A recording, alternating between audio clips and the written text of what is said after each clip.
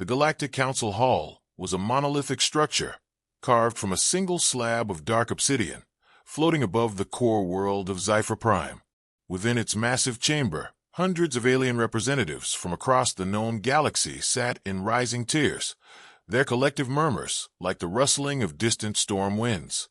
At the center stood High Chancellor Zyvar Tholm, his violet skin shimmering under the ethereal glow of the Council's floating luminaries. His elongated features remained impassive, but the way his six-fingered hands tightened against his podium betrayed his rising frustration. A holographic projection flickered into existence before him, displaying a live transmission from Earth's diplomatic council. A single figure sat in an austere, dimly lit room. He was human, Ambassador Jonathan Hale, middle-aged, broad-shouldered, his silver-threaded uniform crisp, expression unreadable. Zyvar cleared his throat. Ambassador Hale, the matter of Earth's refusal to provide tribute must be settled today. His voice carried the weight of centuries of dominion. By decree of the Galactic Council, all civilizations under our protection must offer their due contributions, resources, labor, or technology. Humanity has provided none. This defiance must end. Hale remained silent, his gaze unreadable. The silence stretched. A murmur of impatience spread through the chamber. Zyvar leaned forward. I will allow you this final opportunity to comply. You may, of course, negotiate the terms of your tribute. Refusal would be unwise. Hale exhaled, then tilted his head slightly, as if considering the weight of the universe on his shoulders. Finally, he spoke. No. A stunned silence gripped the hall. Some council members blinked in confusion, their translator implants replaying the message to ensure no misinterpretation. Others turned to one another, seeking reassurance that they had heard correctly. Zyvar's features darkened. Ambassador, I must clarify. No, Hale's voice was firmer this time. Clear. Unyielding. A wave of anger rippled through the assembly. A warlord from the Dralvok Imperium bared his fangs. The Voran delegate, a towering insectoid, clicked its mandibles in disapproval. Even the normally placid Sifri emissaries exchanged uneasy glances.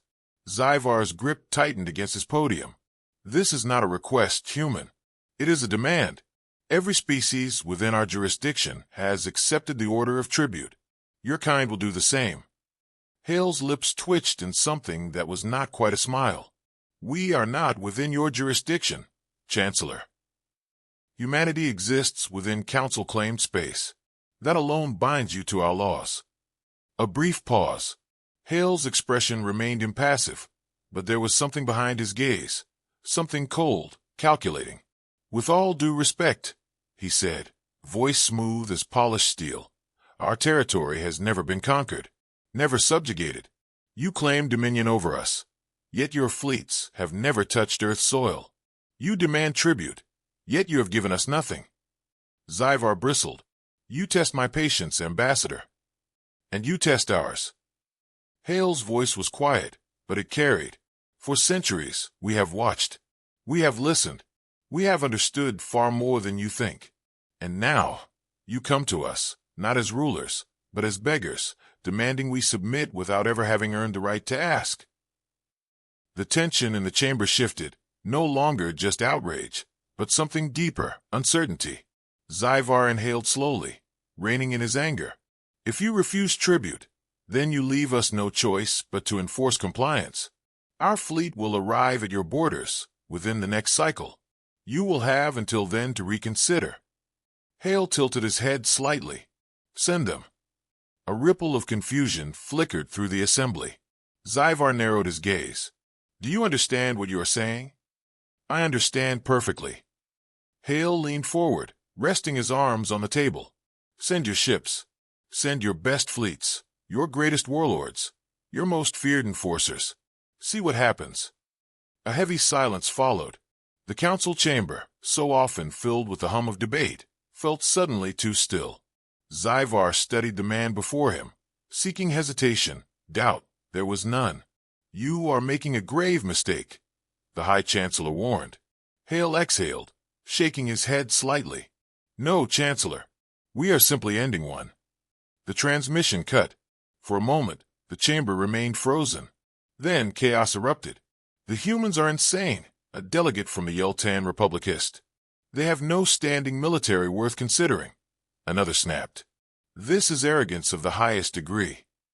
Zyvar raised a hand, and silence fell once more. His thoughts churned, but his path was clear.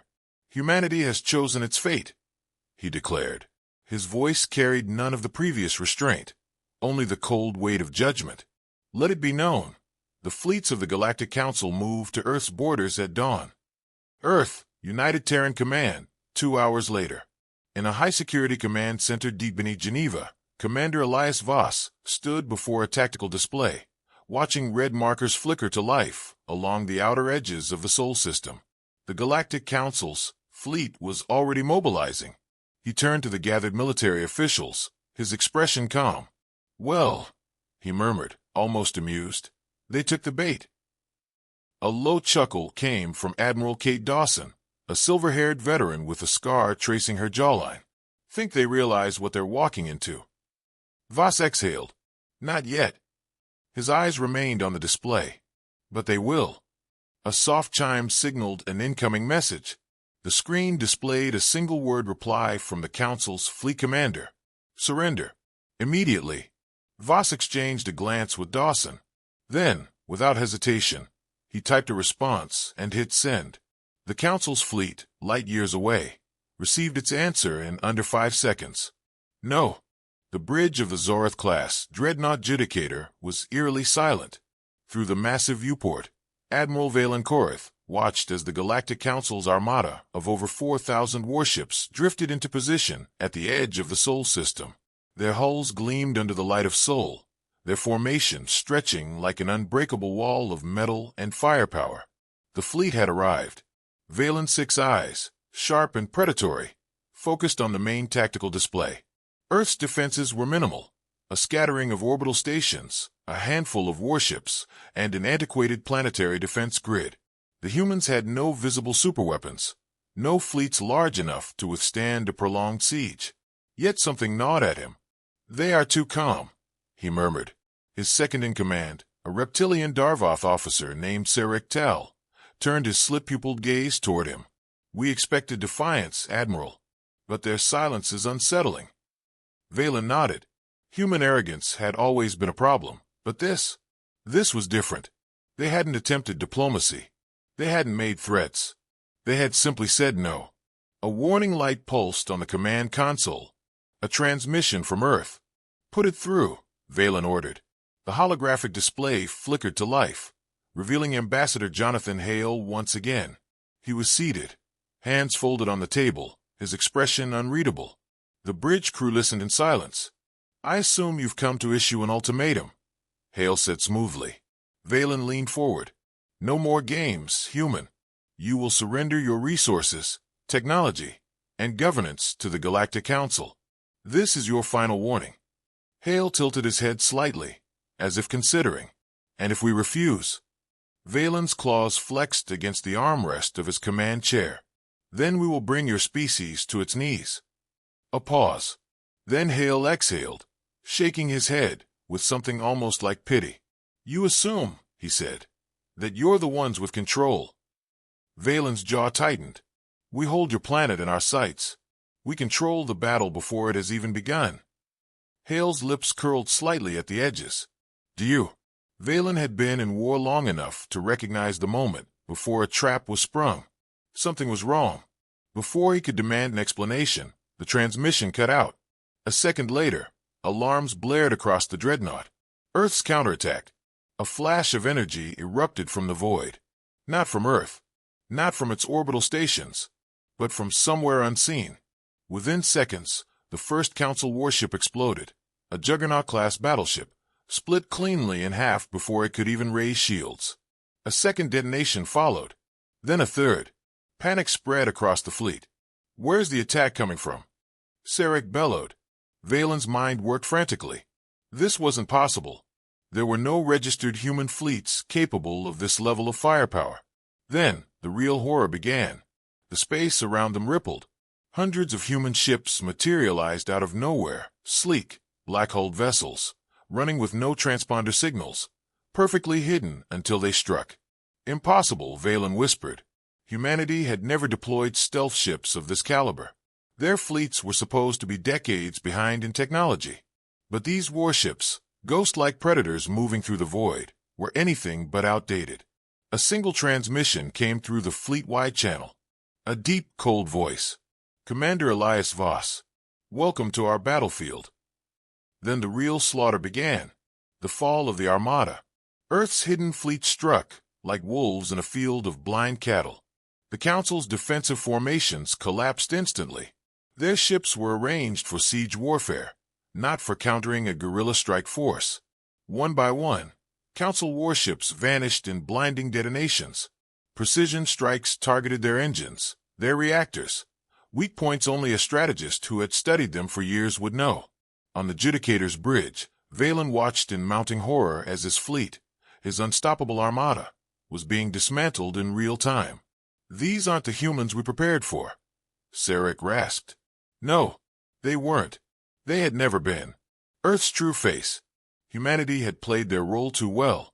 For centuries, they had let the galaxy believe they were weak, that they were primitive, that they were isolated fools clinging to an outdated homeworld.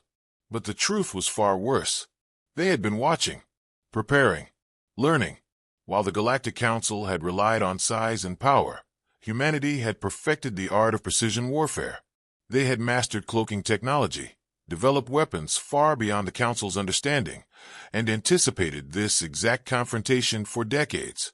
And now, the galaxy was seeing them as they truly were. Desperation.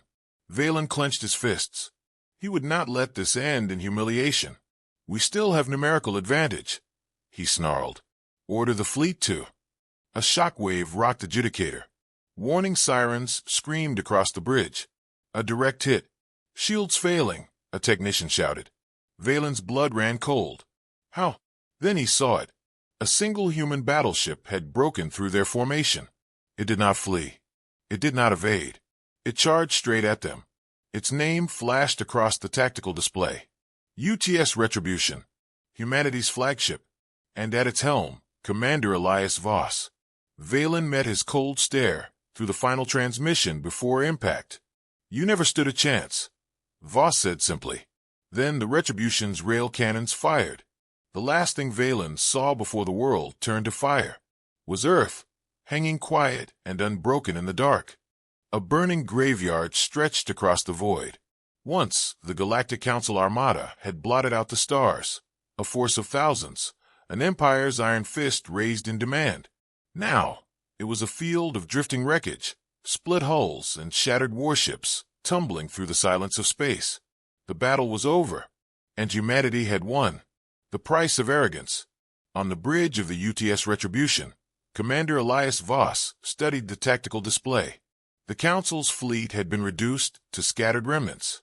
Their flagships were gone. Their formations had crumbled within the first few hours. Survivors fled in disarray, abandoning their dead in desperation. A transmission request flashed on his console. His officers waited, tense and expectant. He accepted. The holographic feed sputtered to life, revealing a broken, bloodied figure. Admiral Valen Korath had survived. Barely. His once pristine uniform was charred, his 6 eyes filled with exhaustion and disbelief. Behind him, the bridge of the Judicator was a wreck, sparking consoles, collapsed bulkheads, the eerie glow of dying systems. He stared at Voss, his voice hoarse. How? Voss regarded him with the same cold efficiency that had won the battle. You underestimated us. Valen's mandibles clicked weakly. Rage warred with comprehension. They said you were backward, primitive. He let out a ragged breath. You were never weak, were you? Voss tilted his head slightly. We let you believe we were. A truth so simple, yet so devastating. The Council had always feared the possibility of human aggression, but they had also dismissed it. Why waste resources watching a species that willingly played the role of a meek, insignificant world? That was their first mistake. Voss leaned closer, his voice steady. You thought we were cornered, that we had no defenses, no means to resist. But you never asked the right question, Admiral. Valen swallowed hard. Which was? Voss's eyes darkened. Why would we let you see our true strength? Silence. Then the second, more devastating realization dawned. This was not a victory of desperation. This was not a miracle. It was a plan. Humanity had seen the council coming. They had always known. And instead of fighting blindly, they had waited, studied, and struck with precision. Valen's hands clenched into shaking fists. What happens now? Voss's response was immediate. Now, you run. Valen's breath hitched. And you tell the council what happened here. The transmission cut out. Retribution. Sir. Voss turned to his tactical officer, Lieutenant Mara Doan. She stood rigid at her console, awaiting his command. The survivors? Voss asked. Scattered, sir. Some ships retreating at FTL speeds. Others sending distress signals. We can wipe out the remaining forces if you give the order. The old way would demand it. The council had shown no mercy, no hesitation in demanding Earth's submission. Had the battle gone differently, humanity would have been enslaved, exterminated, or worse. And yet, Voss hesitated. There was no honor in slaughtering the helpless. Let them go, he said. They need to live long enough to spread the fear. Mara nodded, though her hands were tight against the console. Some part of her wanted revenge. They all did. But humanity's victory wasn't just about strength. It was about control. Send a message to the fleet, Voss continued. We hold position. No pursuit. A beat of silence. Then, across the bridge, his crew straightened. A new order. It took less than a day for the Council's remnants to bring word of the slaughter back to the galactic core. The reaction was instantaneous. Panic. The same species they had mocked, ignored, thought of as a lesser race, had just annihilated the strongest fleet the galaxy had ever assembled. And humanity hadn't even left its own system to do it. For the first time in millennia, the Galactic Council knew fear. The mighty, untouchable empire that had ruled the stars faced a predator more dangerous than anything they had ever imagined. Because humans weren't just warriors. They were hunters. And the Council had just made the fatal mistake of entering their territory. The final word. One final transmission was sent from Earth to the Council's core worlds. A simple, short message from Ambassador Jonathan Hale, the man who had once spoken to them in careful diplomacy, his tone now edged with quiet finality. You came demanding tribute. A pause. We responded with war. Another beat of silence. This is your only warning. We do not seek conquest. We do not seek dominion. But if you ever come for us again... The message ended with one final sentence. We will not stop next time. The galaxy held its breath. The war had ended, but the consequences were only beginning. From the shattered remains of the Galactic Council's once mighty armada, terrified survivors fled back to their home systems. The news spread like wildfire. A race they had dismissed as insignificant had just rewritten the balance of power. For the first time in recorded history, the Council's rule was no longer absolute. Echoes of fear. In the grand halls of the Galactic Core, the Council convened in a rare state of emergency. Representatives from 100 worlds filled the chamber, their voices sharp with panic. What proof do we have? Demanded a towering Jalzar senator, his amber scales rippling with agitation. A fleet this size does not simply disappear. A grim-faced admiral tapped on his console. The room dimmed as a holographic projection appeared, wreckage floating through the void, silent and lifeless. Fractured hulls of warships that had once held the power of 1,000 civilizations now drifted as monuments to human defiance. The chamber fell into a stunned hush. The Xanteri delegate, an elder of their people, folded his clawed hands. We thought them fragile, he murmured. We mistook their patience for weakness. His violet eyes flickered with something unspoken. Regret. They had forced humanity's hand. And in return, humanity had shown them the depths of their mistake. Earth's watchful eye. Far from the political upheaval, on Earth, things were different. There were no celebrations, no parades. Humanity had won, but they understood the truth. This was only the beginning. On the bridge of the UTS Retribution, Commander Elias Voss stood overlooking a vast network of orbital defenses. The planet below gleamed beneath them, a world untouched by the war beyond its borders. The battle had never reached Earth itself. That was the difference. Humanity had fought on its own terms, never letting the enemy touch the ground. And in doing so, they had proved something terrifying. If they could do this from a distance, what would happen if humans ever went on the offensive? A soft chime interrupted his thoughts. "Commander," said Lieutenant Mara Doan. "Incoming transmission. Diplomatic channel." Voss exhaled. "Put it through." The screen flickered. The figure that appeared was unmistakably alien. High Chancellor Akriv, one of the highest-ranking officials of the Galactic Council. His dark, glassy eyes were unreadable, his long robes moving in an unseen breeze. "Commander Voss," Velos began. His voice was steady, but the edges of it were too carefully controlled. A man used to being in power, now forced to negotiate. Voss leaned forward. "Chancellor." Velos studied him. "The Council recognizes that miscalculations were made." A diplomatic way of saying, "We made a mistake." He continued, his hands clasped. "The war between our people has shifted the course of history. We acknowledge your strength, and we seek a resolution." Voss remained silent. "Let him speak. Let him sweat." Velos hesitated before adding, "We have no desire for further conflict." There it was, a quiet admission of defeat. Voss tapped his fingers against the console. "Then hear this," he said evenly. "Humanity does not seek war, but we will never again tolerate your demands, nor will we bow to your authority." Velos's expression did not change, but his silence spoke volumes. "We are not conquerors," Voss continued. "We don't want your worlds, your resources, your servitude." A pause. "But if you ever come for us again, if you so much as threaten our people, we will respond without hesitation."